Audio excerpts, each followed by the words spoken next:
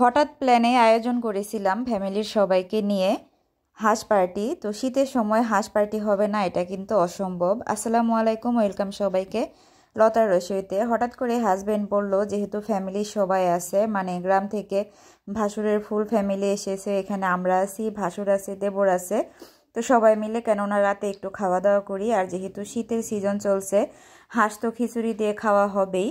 তো আমিও রাজি হয়ে গেলাম। তো হাজব্যান্ড তাড়াতাড়ি করে বাজারে চলে গেল, হাঁস নিয়ে আসলো। আর এদিকে আমি একটু নাস্তার আয়োজন করে নিচ্ছিলাম আর কি। বিকেলবেলা সবাই আসার পরে কি খাওয়াবো না খাওয়াবো সেটাই আর কি। তো আমি আসলে সব কিছু ভিডিও করতে পারি নাই, আর কাউকে ওইভাবে ক্যামেরায় নেওয়া হয় নাই, কারণ সবাই আসলে ক্যামেরাতে আসতে রাজিও না। তো এই যে দেখতে পাচ্ছেন, আমি নতুন আলু দিয়ে হাঁস ভুনা করে রেখেছিলাম। এখানে টোটাল 4টা হাঁস ছিল। একটু মোটামুটি ঝালঝাল করে রান্না করেছিলাম, সবাই কিন্তু ভীষণ পছন্দ করেছিল। একটু একটু করে ক্লিপ নেওয়া হয়েছিল। আর এই ভিডিওটাকে কিন্তু আমি করিনি, সম্পূর্ণ ভিডিওগুলা আমাকে কে করে দিয়েছে সেটা আমি ভিডিওর লাস্টে বলবো। আর এখানে ছিল 1 হাঁড়ি ভর্তি ভুনা খিচুড়ি, একদম ঝরঝরে করে মুগ ডালের খিচুড়ি রান্না করেছিলাম। আর এই ঝরঝরে মুগ ডালের খিচুড়ি ফুল রেসিপি কিন্তু আমার পেজে এবং চ্যানেলে রয়েছে, আপনারা চাইলে কিন্তু দেখে নিতে পারেন। হাঁসের মাংস ভুনা কিংবা গরু মাংস, চিকেন ভুনা, যাই বলেন না কেন, সব কিছুর সাথে কিন্তু এই খিচুড়িটা খেতে ভীষণ মজা লাগে। আর কারা কারা শীতের সময় এরকম পিকনিক বা ছোটোখাটো গেট টুগেদার করেছেন কমেন্ট করে জানাবেন।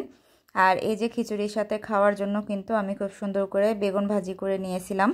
আমি আসলে যেহেতু সব কিছু একা হাতে করেছিলাম, আস্তে আস্তে সব কিছু গুছিয়ে নিচ্ছিলাম, যেন ওরা সবাই আসলে বসে একটু গল্প গুজব করতে পারি, কারণ রান্নাবান্না নিয়ে ব্যস্ত থাকলে সবাইকে টাইম দেওয়া হয় না, এই জিনিসটা আসলে ভালো লাগে না।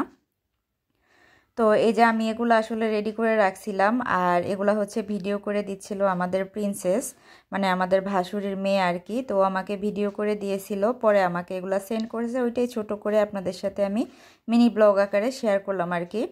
তো সব কিছু টেবিলে দিয়ে দেওয়ার পরে আমি সবাইকে এক এক করে বেড়ে দিচ্ছিলাম। এখানে আসলে কোনো ফর্মালিটি নাই, যেহেতু আমরা নিজেরাই, তো সবাইকে প্লেটে প্লেটে করে দিচ্ছিলাম আর কি। ভুনা খিচুড়ির সাথে ছিল বেগুন ভাজি, সালাদ ছিল, জলপাইয়ের আচার, আর আলু দিয়ে হাঁস ভুনা, 7 আপ, কোক। এই তো সিম্পল খাবার, কিন্তু আলহামদুলিল্লাহ সবাই ভীষণ মজা করে খেয়েছি, অনেক মজা করেছি। আসলে ফ্যামিলির সবাই একসাথে হলে ভীষণ ভালো লাগে, কষ্টটা তখন কষ্ট মনে হয় না। আমাদের প্রিন্সেস বলছিল আমাকে মেসেজ করে যে তুমি অনেক কষ্ট করেছো, আমাদের জন্য এত কিছু রান্না করেছো। আসলে কষ্টটা কিছুই না, তোমরা সবাই যখন আসো খুব ভালো লাগে। আর এই যে গরম গরম দুধ চা করে নিচ্ছিলাম সবার জন্য।